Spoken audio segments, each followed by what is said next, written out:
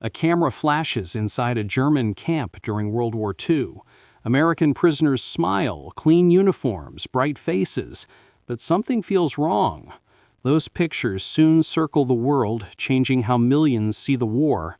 Were they signs of mercy or part of the greatest deception ever staged? 1944, Germany. They were photographs meant to calm the world. Men in uniforms sit at tables. Plates of food rest before them. Faces appear relaxed. The captions say they are treated with care. The images move quickly. Newspapers in neutral countries print them. Families across the ocean breathe easier. But the pictures were a plan. They were shaped by a man who believed pictures could rewrite truth.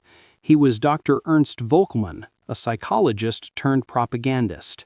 He called his work a test of perception. To him, a stage smile could quiet 1,000 protests. He studied faces and angles. He knew how a single frame could steer a conversation. The place was Stalag IX-B. One man used by the cameras was Michael Archer. He was from Ohio. He served as an airman. His face appeared in several spreads. It would travel home and soften the picture of enemy cruelty. The staging was careful. Sick men were kept out of view. Inspectors saw clean sections. A makeshift dining area was set for visitors. Cameras captured moments that lasted only minutes. Volunteers or selected men stood where they would be seen. Each detail was chosen to suggest normalcy. Michael remembered the day. Guards named men to stand. They were offered the best meal in weeks. A photographer circled. Short instructions were given. Smile, the men were told. The camera clicked and the men held the pose. The flash felt like a demand. For a few breaths, the world watched. For many, a smile became a currency. It bought a little food. It bought a quieter night. It bought silence from those who could punish them later. Refusal brought severe consequences. Men learned to perform the hope that others would see. The act of smiling became part of survival. Behind the stage scenes, a different rule governed the camp. Cleaned rooms returned to order after visitors left. Beds that were neat for the camera became rough again. Extra food was shared in secret. For Michael, the smile stayed on only for the photograph. It did not erase the weight he carried when the lights dimmed. The images served a wider aim. Germany wanted to show a gentler face. The regime hoped to soften critics and confuse reports. If the world believed prisoners were treated well, questions about cruel treatment would weaken. Each photograph became a small tool in a larger campaign. Propaganda works not by force alone, but by bending belief. News reached the United States slowly. Relieved letters appeared in some homes. For a moment, a smiling son or brother replaced fear. That mattered in towns across America. Families held to hope. The photographs shaped quiet conversations at kitchen tables. People studied them and felt a short relief. Yet, not everyone trusted the photographs. A few analysts noticed odd details. The same chair showed up in different pictures. The same pattern on a blanket repeated. Faces wore the same look in frames taken days apart. Those repetitions hinted the images were constructed. Later, those hints would grow into a thread of doubt. Michael kept doubts quiet. He thought of his mother reading a paper at breakfast. He imagined her pause at his face. He imagined her comfort. He also knew the truth he would not say. The camera had frozen a lie into many pages. The lie traveled farther than any report. It taught Michael a new endurance. The opening image that the world saw was perfect. The reality inside the camp would tell another story. Those two stories would press against each other. One would be lived by men who could not speak freely. The other would be argued over by governments and newspapers. In that tension, a war over truth began. It would move from rows of cameras to the desks of analysts. It would test the limits of trust, and it would turn a single smile into a question everyone learned to ask. By 1943, the war had become more than a battle of armies. It had become a battle of minds. Both sides knew that fear and hope could travel faster than any bullet, and the one who controlled the story could control the will to fight. Propaganda turned into a weapon, silent, persuasive, and invisible. Germany, facing mounting losses on every front, began to see the power of illusion as its last remaining strength. In offices hidden deep within Berlin, men like Dr. Ernst Volkmann designed campaigns meant to reshape how the world saw them. The idea was simple. If the enemy believed that German camps were fair and humane, then doubt would grow inside American homes. Doubt weakened resolve. Doubt made people question their leaders. And doubt, Volkmann believed, could slow an entire war effort. This was the birth of a plan they called Operation Truth. It was not truth at all, but an elaborate stage meant to trick the world. Prisoners of war became unwilling actors, and camps became movie sets. The Germans arranged visits by the Red Cross, but every detail was rehearsed. Healthier prisoners were moved to the front, food rations increased for a day, and guards were told to behave like caretakers. When the inspectors left, the illusion disappeared, but the reports they carried home were carefully shaped. Those reports would later inspire the propaganda photos that showed Michael Archer and his fellow prisoners smiling through their fear. The strategy worked, at least for a time. Neutral nations reprinted German claims of humane treatment. Some journalists even described the camps as orderly and respectful. Behind these words was a powerful system of censorship. Letters from prisoners were rewritten before they ever left the camps, stripped of any mention of hardship. To the world outside, the prisoners appeared safe. The deception was clean, effective, and calculated. But propaganda was not one-sided. Across the Atlantic, the United States and its allies understood that morale could win or lose wars just as easily as weapons could. Allied planes carried leaflets instead of bombs, dropping them over German towns and trenches. The messages promised that Allied victory was near, urging soldiers to surrender or civilians to question their leaders. Both sides fought not only to conquer land, but to conquer belief. Historical records later showed how far this invisible war had spread. In one case, the Germans invited foreign journalists to visit Stalag IX-B, presenting it as a model camp. Cameras rolled as prisoners walked freely within marked boundaries, waving to reporters. No one outside that fence saw what happened afterward. When the journalists returned home, the reports echoed Volkmann's vision. Germany's war was civilized, its soldiers humane. This was the landscape in which the photos of smiling Americans appeared. They were part of a larger effort to control emotion itself. The Germans wanted families in the United States to see their sons alive and well, to question the truth of Allied broadcasts that spoke of hardship. It was a psychological strike aimed not at soldiers, but at mothers, fathers, and communities waiting for letters that often never came. The results were unpredictable. Some found comfort in the pictures, believing them real. Others sensed something hollow behind the smiles. The government's analysts in Washington began to study the images more closely, searching for patterns and flaws. The battle for truth had entered a new phase, one that could not be measured in victories or defeats, but in what people chose to believe. In this new kind of war, every photograph, every word printed in a newspaper became ammunition, and as the front line shifted across Europe, so did the boundaries of trust. The smiling faces from Stalag IX-B were no longer just prisoners of war. They were now the centerpiece of a global illusion, an illusion powerful enough to shape history. Inside the gray, frost-bitten fields of Stalag IX-B, a strange transformation began. The guards, who once barked orders, now moved with rehearsed calm. Shouting was replaced by soft instructions. The fences were no longer bare. Wilted flowers and tattered ribbons hung from the barbed wire, creating the illusion of peace. In a place known for hunger and despair, The sudden color felt almost cruel. The prisoners watched in silence as workers swept the mud, painted wooden signs, and even placed benches in the open yard. Something unnatural was unfolding. In one corner of the camp, the commandant ordered the construction of what he called the film section. It wasn't large, just a few barracks and an open space carefully arranged to look orderly and clean. To the prisoners, it felt like a stage, built not for comfort, but for control. Men who were too weak to stand were hidden away behind closed doors. The rest were divided, selected like actors for a show they never agreed to perform in. Among them was Corporal Ray Holden, a 24-year-old airman from Ohio.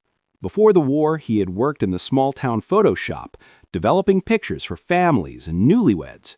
Now, he found himself on the other side of a camera, trapped in a nightmare that twisted everything he once understood about truth and image.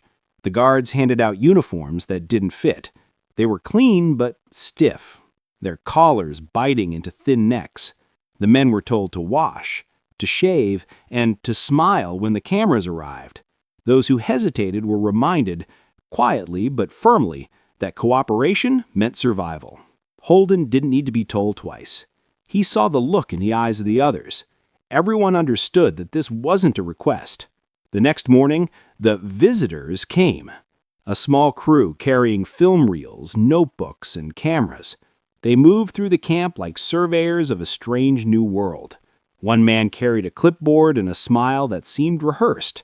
Another adjusted the lighting, trying to catch the sunlight on the prisoners' faces. It was theater, disguised as evidence.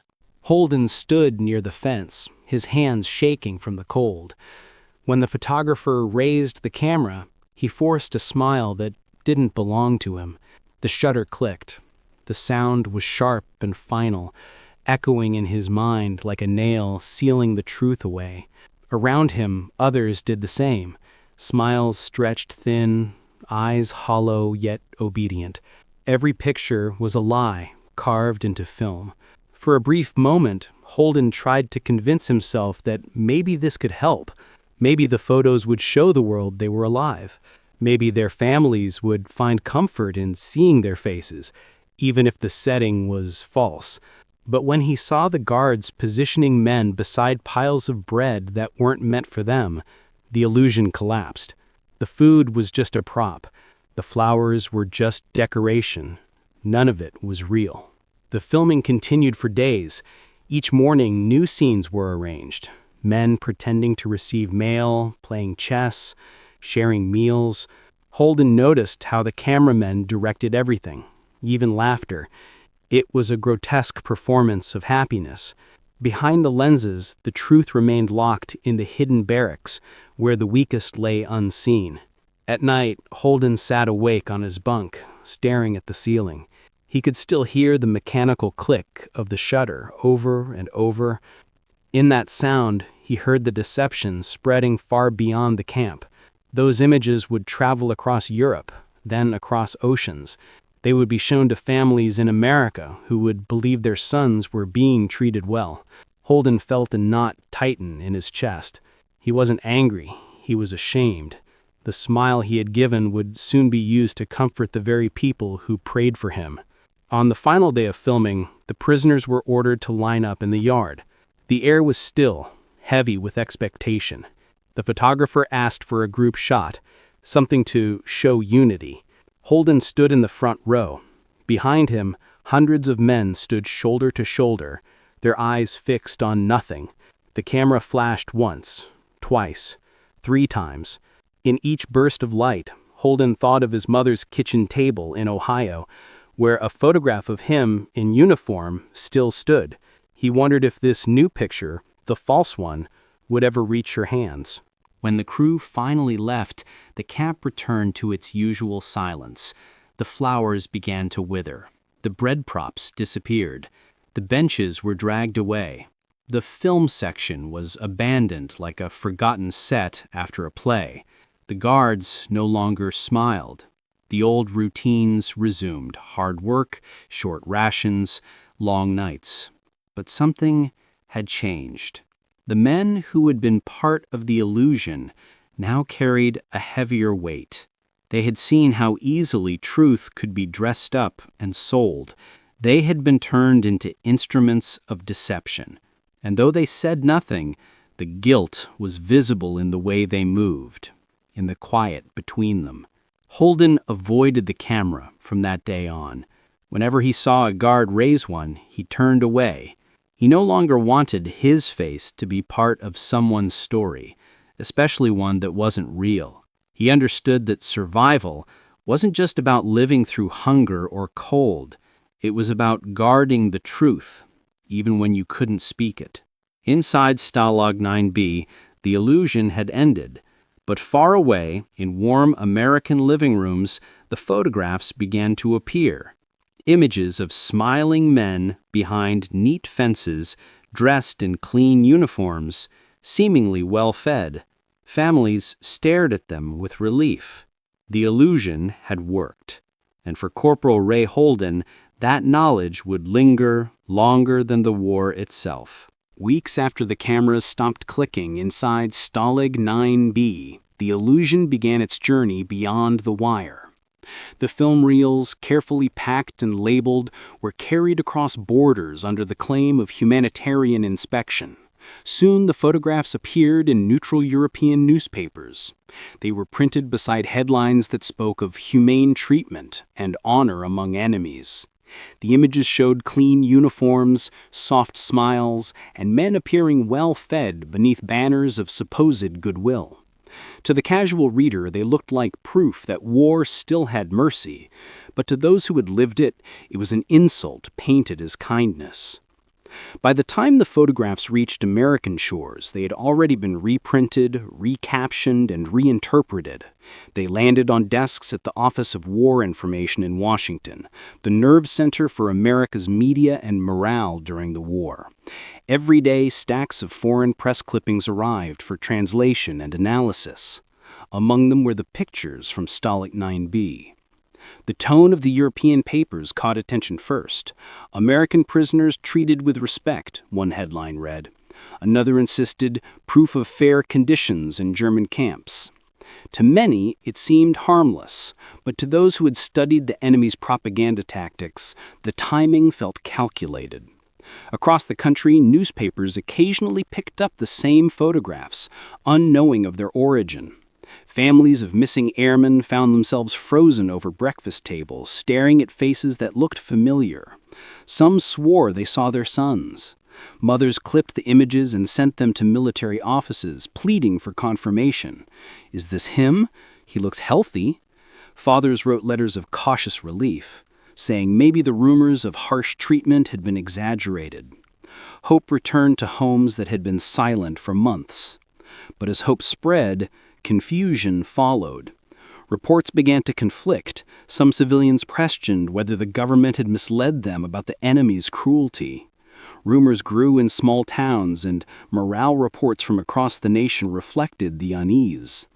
The photographs had done what they were meant to do. They blurred the line between truth and lie. The illusion was working.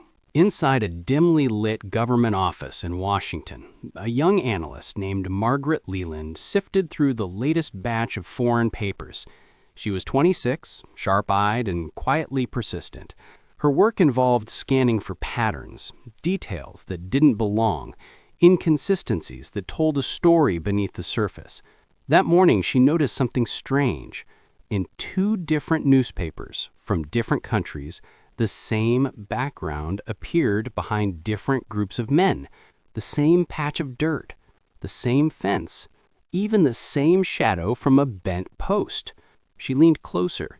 In one photo, a man was smiling beside a loaf of bread. In another, he stood behind a chessboard. Same man, same expression, same fold in his uniform. Margaret marked the pages with a pencil. It wasn't just a recycled background. The entire scene had been staged. She began to collect more clippings. The more she compared, the clearer the pattern became. Some faces appeared 2 or 3 times, placed in different groups. Not a single image showed visible identification tags. None carried the markings required under international prisoner rules. It was as if every photo had been scrubbed clean of reality. Her findings unsettled her. These weren't just pictures, they were weapons of perception. Margaret prepared a quiet report, detailing her suspicions. It was passed through layers of desks until it reached analysts who specialized in psychological warfare. Within days, confirmation followed. Other reports showed similar images surfacing across Europe, all linked to the same source. What began as a few harmless photographs had become part of a deliberate campaign, a false portrait of compassion designed to fracture trust between the American public and its own government. In the following weeks, counter-efforts began to form. Quiet, deliberate, unseen. Teams within the Office of War Information started tracing the network of publications printing the images. They compared them with verified accounts from liberated prisoners and Red Cross inspections. The contrast was undeniable. Behind the cheerful faces lay hunger, sickness, and despair. Yet none of that appeared in the glossy prints. For Margaret, the discovery marked the beginning of a new kind of battle. One fought not with weapons, but with truth. Every false image that crossed her desk reminded her of the human cost behind it. She often wondered who the men in the pictures really were, and whether they knew how far their forced smiles had traveled. She imagined their families, clinging to hope built on lies, and it gave her purpose. She realized that wars could be fought in silence, in photographs, in headlines, in the space between what people wanted to believe and what was real.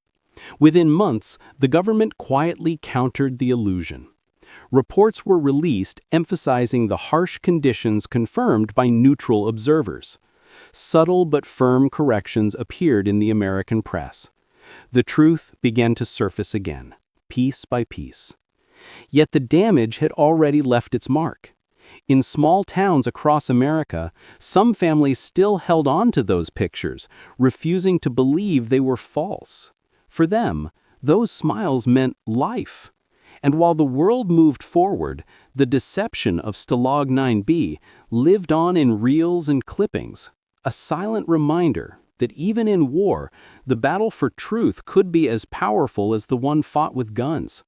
Margaret Leland never met the men in the photos, but through her work, she gave their false smiles a voice and turned illusion into warning, a reminder that sometimes the greatest danger isn't what the camera shows, but what it hides.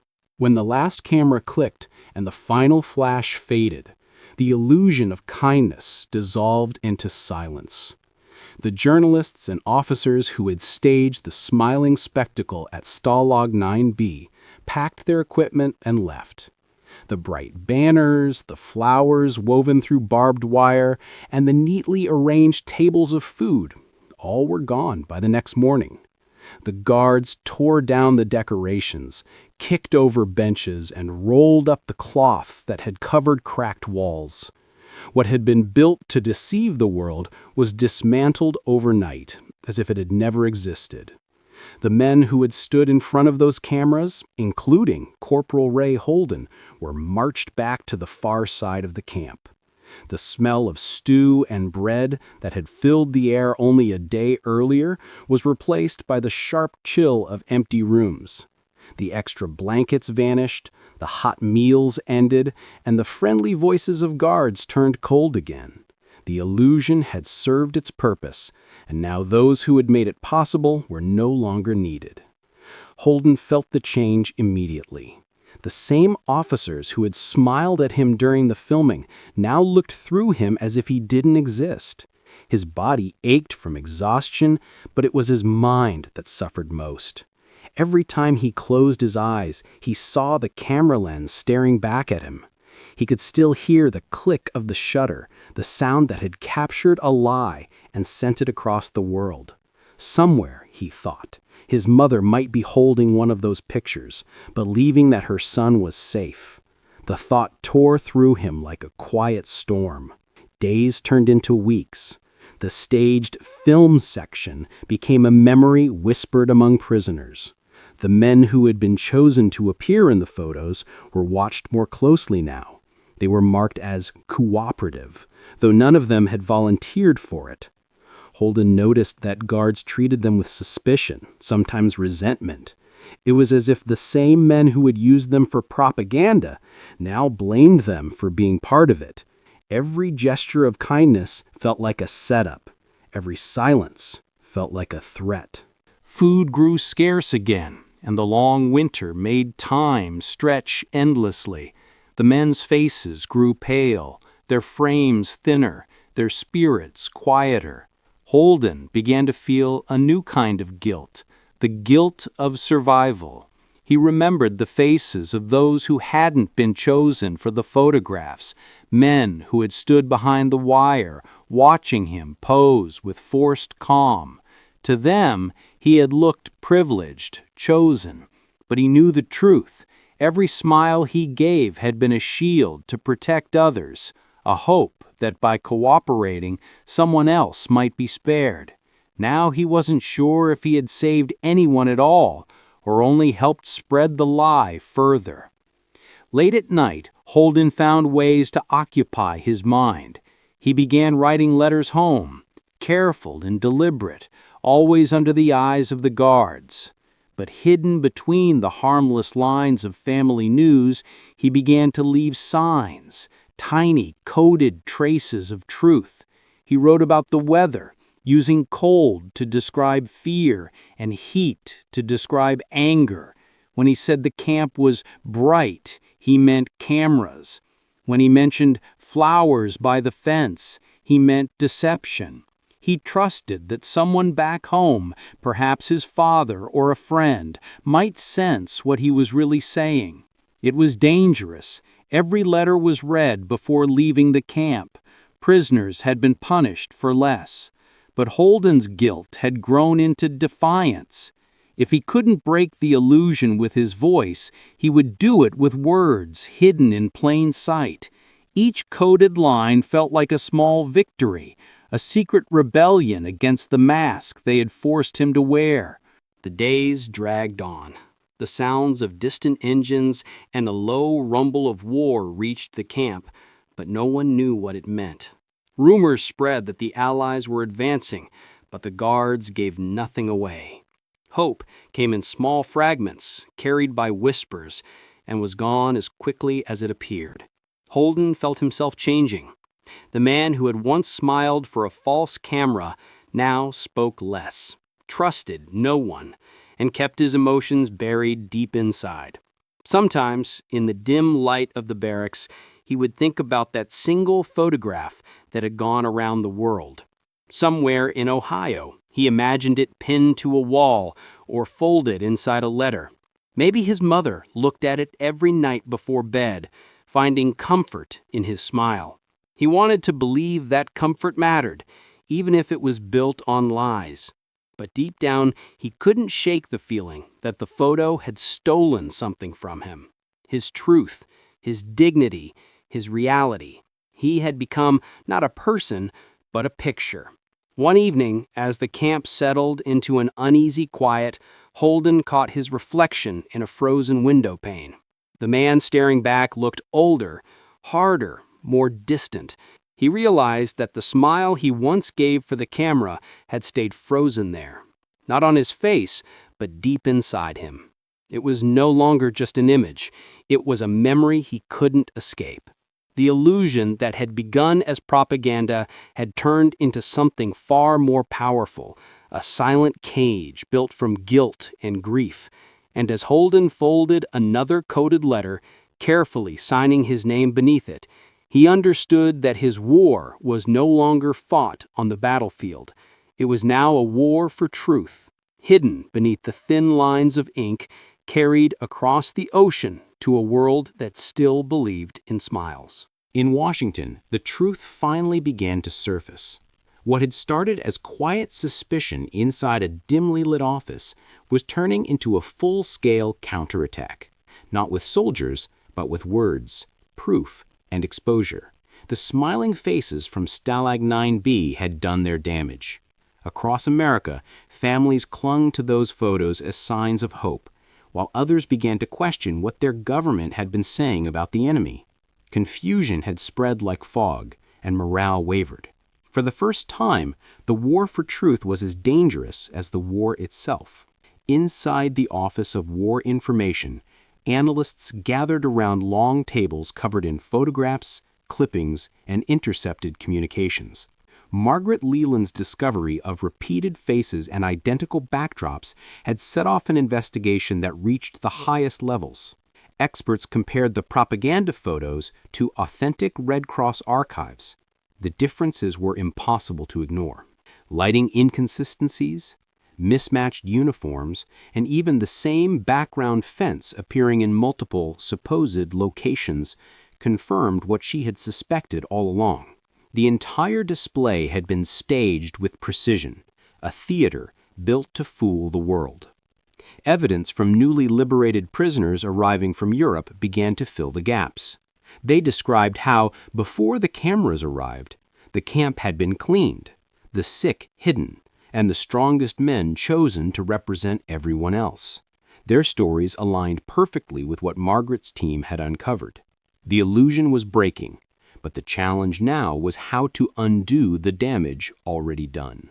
Across the ocean, British intelligence faced the same battle. Within the walls of the Political Warfare Executive, the British branch specializing in psychological strategy, a plan formed to turn the German deceit against itself. If propaganda was their weapon, truth would become the Allies' counterattack. The British began preparing leaflets that showed side-by-side comparisons, German photos on one side, real testimonies on the other. Each was designed to expose the lie and to reach both occupied Europe and neutral nations, still unsure which version of the war to believe. Meanwhile, in Washington, the Office of Strategic Services, America's secret intelligence arm, gathered intercepted German radio communications that confirmed what had happened. Coded reports between Berlin and the camp's officers mentioned image management, public presentation, and foreign inspection success. The language was bureaucratic, but the meaning was clear. It was a confession written in plain sight. The information was compiled into a classified report titled The Fabricated Humanity of the Reich. Its conclusion was simple but devastating.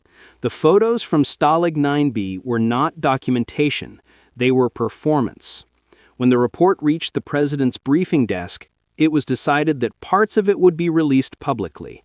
But it wasn't only about disproving the lie, it was about reclaiming trust. Soon, American newspapers began printing carefully worded statements. Evidence confirms Axis deception of POW treatment, one headline read. Official Red Cross representatives stepped forward, clarifying that their visits had been controlled and that real conditions were far worse than shown. The same smiling faces that had once comforted millions now carried a different weight. They became proof of manipulation. British air crews joined the effort, dropping thousands of leaflets across Europe that mocked the fake photos. Some leaflets even carried reprints of the original images with captions revealing their staged nature. The intention was not just to expose the truth to the German people, but to shake confidence inside the propaganda machine itself. The same illusion that once inspired control now became a source of embarrassment for those who created it. But behind the public release and printed headlines, another war quietly raged, a psychological one, fought in coded broadcasts and secret briefings. Allied radio programs began addressing families of prisoners directly, reassuring them that their government had not forgotten their sons. They explained that the enemy's deception was meant to divide faith, but that faith itself was now a weapon of resistance. The tone was calm, firm, and deeply human. Margaret Leland watched as the campaign unfolded from her desk in Washington. For months, she had studied patterns in ink and paper, faces frozen in false joy, Now, as the truth began to spread, she realized how powerful the unseen war had become. The battlefield was no longer marked by trenches or barbed wire, but by information, trust, and perception. The propaganda war had evolved into a struggle for the very definition of truth. Each side fought not just to control the world's opinion, but to control its sense of reality. Photographs, once simple pieces of evidence, had become weapons that could shape entire nations. And for every staged smile that had crossed the ocean, another message was now returning, a promise that truth, even when buried under lies, had its own way of fighting back. As Allied forces advanced across Europe, reclaiming ground mile by mile, the illusion crafted in Stalag IX-B began to crumble completely. The smiling prisoners in the photos were finally seen for what they truly were. Not actors, not propaganda symbols, but victims of a war that had reached into the human mind itself. The counter-propaganda had done more than expose a lie. It had restored belief in something far stronger than fear. The belief that honesty could still survive in a world built on deception. Back in the camp, the false calm returned like a heavy fog. The guards no longer shouted for photographs, no longer staged their rehearsed scenes of comfort. The cameras were gone, but the tension stayed. Every man knew the truth. Those smiling images would soon travel the world, showing their faces as symbols of contentment, as if their suffering had never existed. Among them, Ray Holden couldn't rest. He had seen the flashbulbs, the forced grins, the nervous eyes of men pretending to be free. He understood that silence now meant surrender, not just of body, but of truth. Days later, when a Red Cross team arrived for an inspection, a fragile sense of hope rippled through the camp. Clean uniforms appeared overnight, rations improved for a few days, and the guards stood straighter, pretending decency. To the untrained eye, it was order. To Ray, it was theater. He knew the moment was rare, a chance to reach the outside world. Every prisoner had been told to speak carefully, to show no complaint, but Ray had no intention of obeying that rule.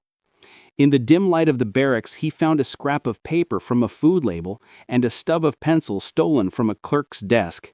His handwriting trembled, not from fear, but from hunger. Every word had to count.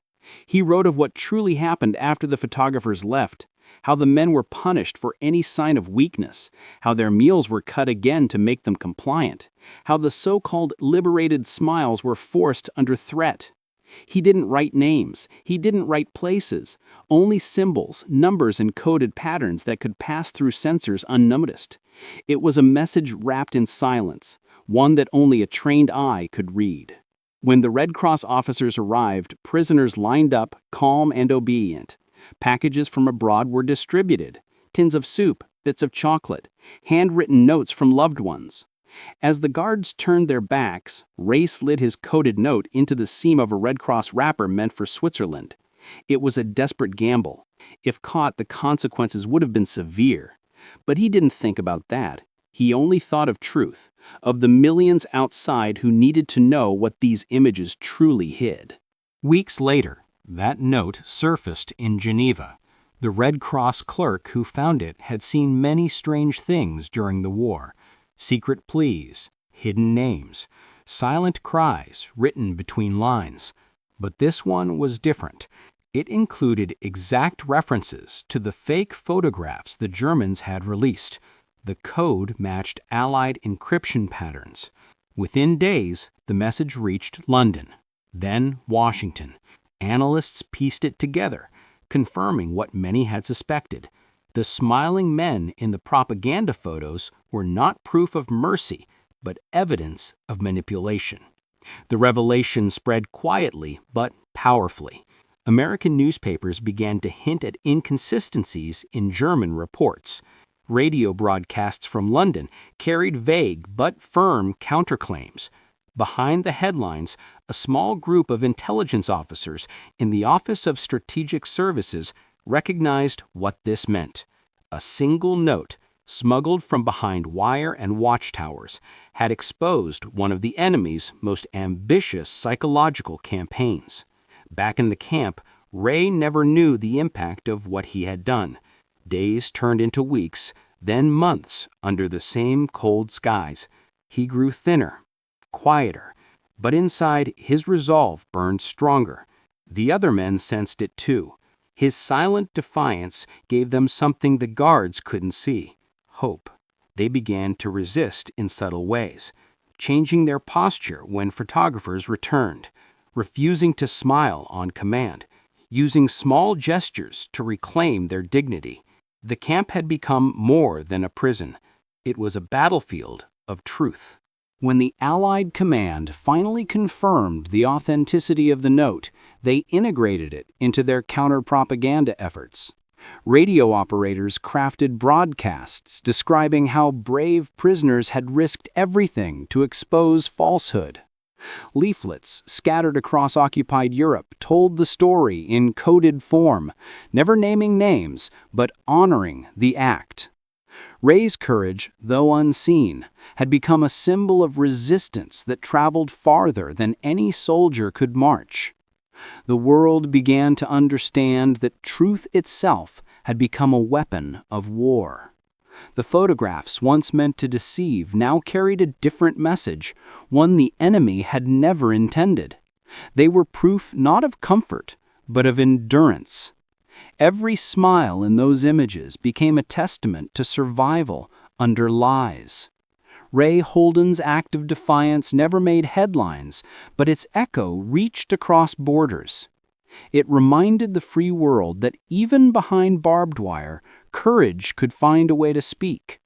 History would later record many such stories: prisoners who scratched hidden words inside packages, who risked their lives to smuggle fragments of truth beyond the walls. Together, their defiance built an invisible bridge between the captured and the free. And somewhere in that cold, gray camp, Ray sat by the dim light of dawn, unaware that his single scrap of paper had broken through the illusion. He didn't need medals or recognition. For him, the act itself was enough, a whisper of truth in a world drowning in lies. By the early months of 1945, the war was shifting faster than anyone could have imagined. Allied forces were advancing across a collapsing Germany, uncovering one hidden truth after another. As towns fell and camps were liberated, the world finally began to see what lay behind the polished images the enemy had once proudly displayed. Among the many revelations came a quiet but powerful one: the story of the smiling prisoners. Those carefully staged photographs, once broadcast across Europe as proof of mercy, were now meeting their reckoning. Liberated soldiers stepped forward, frail but unbroken, confirming what had long been suspected. They described how they had been forced to pose for cameras, how the guards had created scenes of comfort and cooperation to deceive the world.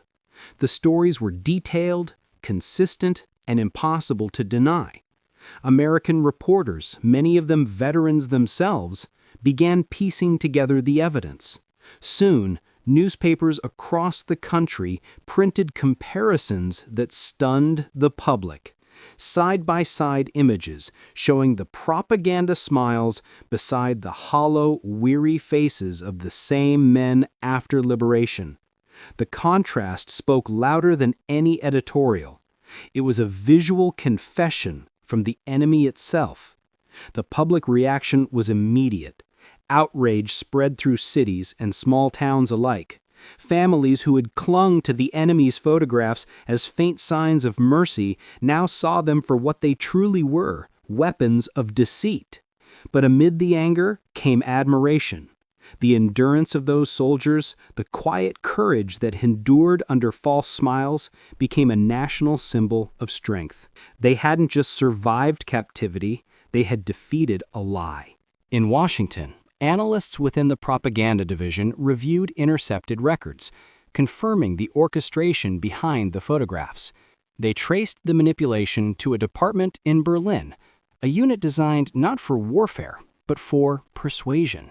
At its center stood Dr. Heinrich Volkmann, a man who had once believed that controlling the image of war meant controlling its outcome. For years, he had engineered illusions to shape perception, using ink and camera lenses instead of bullets and bombs. Now, those illusions were unraveling before his eyes. In Berlin, as the city crumbled under constant bombardment, Volkmann watched his empire of lies collapse. The walls of his once proud office were lined with faded posters, each one now a monument to failure. Reports from the front described chaos, troops surrendering, propaganda offices abandoned, printing presses silent. The radio broadcasts he had once scripted were replaced by desperate orders from commanders trying to hold what was left. Volkmann had built his career on the belief that truth could be rewritten, that perception was stronger than reality. But now, as Allied troops approached the capital, he faced the one truth he could not reshape, the defeat of his illusion.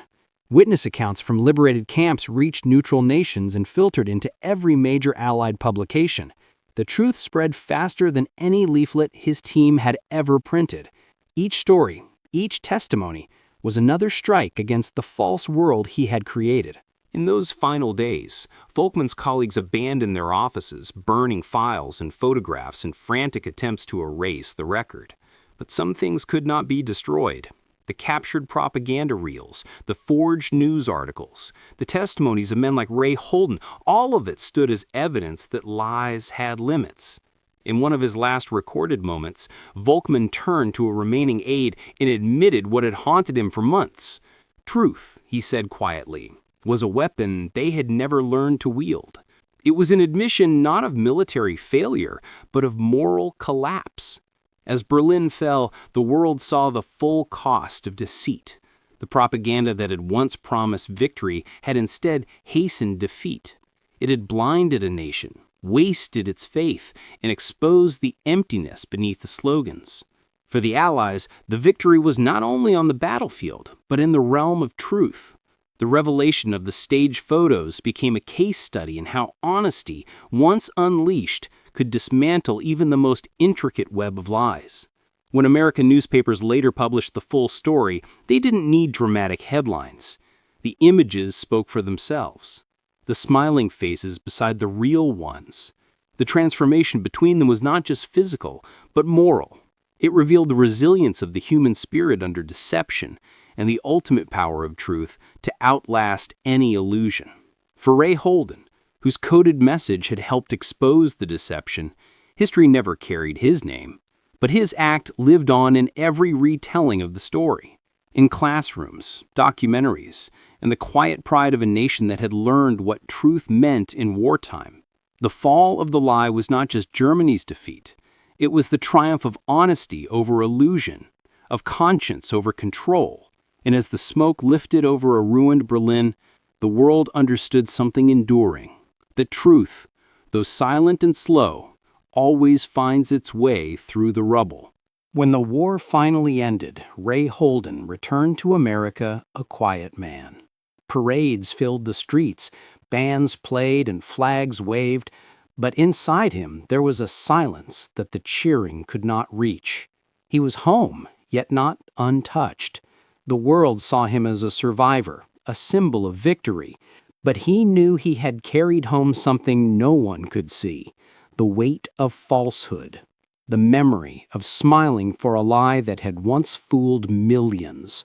In the years that followed, those photographs continued to resurface. They appeared in reports, in museums, in history books. For the public, they became reminders of how far deceit could reach. But for Holden, they were something deeper. A frozen moment that had stolen his dignity and then, unexpectedly, given it back. What once had been a symbol of manipulation was now seen as a testament to endurance. The same smile that once served propaganda had become a portrait of quiet strength. In Washington, the lessons from those events were not forgotten.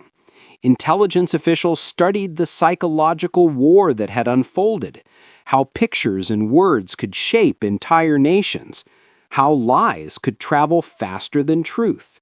It became a turning point. From those studies grew a new understanding of modern warfare, one that would define the coming decades. New branches within the government were formed, built not around weapons or machines, but around information. Analysts, linguists, and psychologists were brought together to learn how to fight deception with facts. They traced patterns, built systems, and prepared for a new kind of conflict, one fought not on battlefields, but through minds and messages. These early programs would later form the backbone of Cold War information strategy, where perception became as powerful as firepower. Holden never took part in those efforts.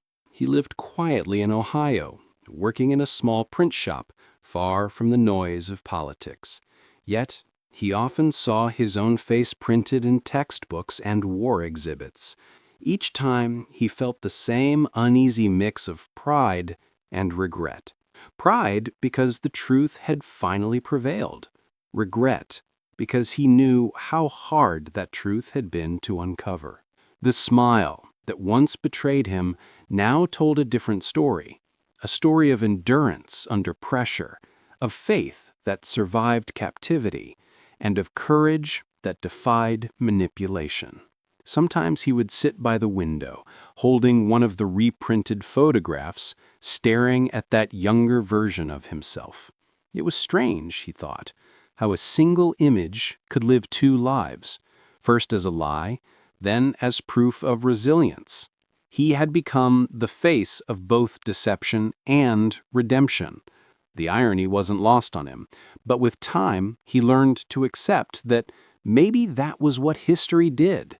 It redefined meaning long after the moment had passed. As the years turned into decades, the smiling photos of the prisoners became more than just relics.